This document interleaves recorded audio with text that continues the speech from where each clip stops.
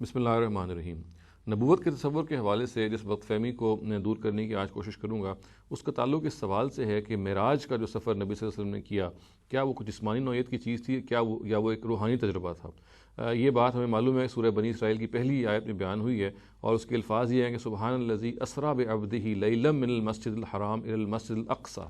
یعنی پاک ہے وہ ذات جو رات کے وقت اپنے بندے کو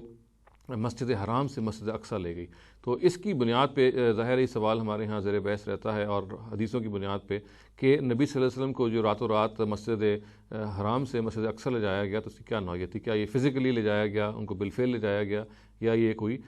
روحانی تجربہ تھا؟ دیکھیے، اس سے پہلے کہ ہم اس کے بارے میں کوئی رائے قائم کریں، سب سے بنیادی بات یہ ہے کہ اس کے بارے میں خود قرآن مجید نے کلام فرما دیا ہے، خود قرآن مجید نے وضاحت کر دی ہے، اور قرآن کی وضاحت کے بعد ہمارے لیے کوئی اور وضاحت جو ہے وہ معتبر نہیں ہے۔ قرآن مجید یہ کہتا ہے کہ یہ ایک رویا تھی۔ رویا کا مطلب یہ ہے کہ خواب میں نبی صلی اللہ علیہ وسلم کو یہ سفر کروایا گیا، اور خود قرآن مجید کے جو الفاظ ہیں وہ سورہ بنی اسرائیل کے آگے یہ آتے ہیں کہ وَمَا جَعَلْنَا الرُّؤْيَا الَّتِي أَرَيْنَاكَ إِلَّا فِتْنَةً لِلنَّاسِ، کہ ہم نے اس روئے اس خواب کو جو تمہیں دکھایا، اس کا مقصد صرف یہ تھا کہ اس کے ذریعے سے لوگ جو ہیں وہ آزمائش میں مبتلا ہوں۔ تو یہ خود قرآن مجید نے اس کو رویا کہا ہے، اور جب قرآن مجید کو رویا یا خواب کہہ دے تو ہما شما کا اس میں کوئی مجال نہیں ہے کہ ہم کوئی اور رائے قائم کریں۔ اس میں یہ بات بھی دلچسپ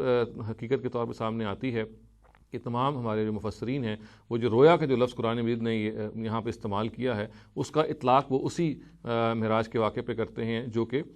سورہ بنی اسرائیل کے بالکل شروع میں کیا ہے۔ صرف وہ ایک اس کے اندر تبدیلی کرتے ہیں، وہ یہ کہتے ہیں کہ رویا کا جو لفظ ہے یہاں خواب کے مفہوم میں نہیں ہے، بلکہ وہ آنکھوں دیکھنے کے مفہوم میں ہے۔ اور ظاہر ہے کہ عربی زبان سے جاننے والے لوگ یہ کہہ سکتے ہیں کہ یہ بالکل ایسی بات ہے کہ جو زبان و بیان کو بالکل اس کو قبول نہیں کرتی۔ عربی زبان میں رویا کا جو لفظ ہے یہ خواب کے لیے یا روحانی تجربے کے لیے یا ویژن کے لیے بالکل معلوم و معروف ہے، یہ آنکھوں دیکھے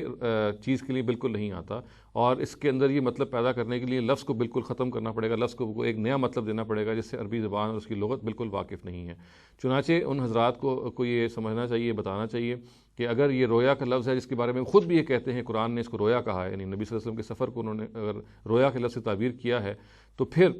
جس چیز کو وہ رویا خود قرآن نے کہہ دیا، اس کو کس طریقے سے ایک ہم جسمانی سفر قرار دے سکتے ہیں؟ مزید ہمیں یہ بھی معلوم ہے کہ حضرت عائشہ رضی اللہ تعالیٰ عنہا جیسی جلیل القدر صحابیہ جو ہمیں معلوم ہے کہ قرآن مجید کی بہت بڑی عالمہ ہیں، ان کی بھی یہی رائے ہے کہ یہ ایک بنیادی طور پہ روحانی تجربہ ہے جو نبی صلی اللہ علیہ وسلم نے کیا۔ اس کے علاوہ اور صحابہ کرام کی بھی ہمیں یہ رائے نظر آتی ہے۔ دیکھیے، اس میں ضروری ہے کہ ان حدیثوں پہ غور کیا جائے کہ جس کے اندر نبی صلی اللہ علیہ وسلم کے الفاظ اس طرح سے بیان ہو گئے ہیں، نقل ہو گئے ہیں، جس سے یہ تاثر ملتا ہے کہ جیسے یہ ایک جسمانی تجربہ تھا، نہ کہ روحانی۔ اس میں یہ بات بھی واضح رہنی چاہیے کہ اللہ تعالیٰ کی قدرت سے کوئی بعید نہیں ہے کہ وہ یہ کام کر سکتا ہے۔ اس میں یہ ہم اس کو بالکل چیلنج نہیں کر رہے کہ خداوند تعالیٰ کے بس میں نہیں تھا۔ ظاہر ہے کہ خداوند تعالیٰ اگر چاہتے تو یہ سفر وہ جسمانی لحاظ سے بھی کروا دیتے۔ یہ انہوں نے خود چوز نہیں کیا اور خود اس کو روحانی سفر کے طور پہ کروایا، کیونکہ قرآن نے خود کہہ دیا ہے۔ اور یہ بات بھی جان لینی چاہیے کہ اس سفر کی جو نوعیت ہے، اس میں جو کچھ بیان کیا گیا ہے وہ بھی بہت ضروری ہے کہ سمجھا جائے، اس کی تفصیل دیکھی جائے۔ قرآن یہ کہتا ہے کہ یہ جو مسجد حرام اور مسجد اقصی کا جو ذکر کیا ہے، یہ جو رویا کے طور پہ نبی صلی اللہ علیہ وسلم کو دکھایا گیا ہے، اس کے بارے میں ظاہر ہے ہمیں جاننا چاہیے کہ اس کا مقصد کیا تھا، اس رویا کو دکھانے کا، اس خواب کو دکھانے کا۔ تو یہ معلوم ہوتا ہے کہ قرآن مجید کے ذریعے سے نبی صلی اللہ علیہ وسلم کو تعلیم دی گئی کہ یہ جو دو بڑے مسجدیں ہیں، ایک پہ ظاہر ہے ایک اس چیز کو سگنیفائی کرتا ہے، مسجد حرام اس چیز کو سگنیفائی کرتی ہے کہ یہ مشرکین ان کے ذریعے اثر ہے، اس کے کسٹوڈین مشرکین عرب تھے اس وقت۔ اور ہمیں یہ بھی معلوم ہے کہ جو مسجد اقصی ہے، یہ اس کی جو تھی یہ بنیادی طور پہ اہل کتاب کے ذریعے سے، یعنی یہود کے تحت تھی یہ۔ چنانچہ جو مقصد تھا یہ بتانا اس خواب کے ذریعے سے وہ یہ تھا کہ یہ دو امانتیں، جو ایک امانت جو مسجد اقصی ہے اس کو سمبلائز کرتے ہیں یہود جو ان کے قبضے میں ہے، اور جو دوسری امانت خانہ کعبہ ہے جس کی کسٹوڈینز ہیں مشرکین، یہ دونوں کی دونوں امانتیں ان لوگوں سے چھین لی جائیں گی، اس لیے کہ یہ خائن ثابت ہوئے ہیں نبی صلی اللہ علیہ وسلم اپنے عمل میں، اور یہ امانتیں نبی صلی اللہ علیہ وسلم کو سپورٹ کر دی جائیں گی۔ اور چنانچہ اس طریقے سے یہ جو بیان ہے یہ قرآن مجید کا پھر آزمائش بھی بن جائے گا۔ قرآن مجید کا یہ پورا واقعہ اس کو ہمیں سمجھ لینا چاہیے کہ بنیادی طور پہ یہ ایک روحانی سفر تھا۔ خود قرآن نے اس کو روحانی سفر قرار دیا، یہ ایک رویا تھی، ایک خواب کے عالم میں نبی صلی اللہ علیہ وسلم کو یہ سفر کروایا گیا، اور اس کا بنیادی مقصد یہ تھا کہ یہ بتایا جائے ان لوگوں کو، یہود و نصارہ کو اور مشرکین کو، کہ اب یہ جو امانت ہے یہ ان سے لے لی جائے، یہ جو گھر ہیں یہ جو ان کے قبضے میں ہیں یہ بھی ان سے لے لیے جائیں گے، جو اصل میں یہ بتا رہا ہے کہ اب نئی نبی کی جو نبوت ہے یہ بالکل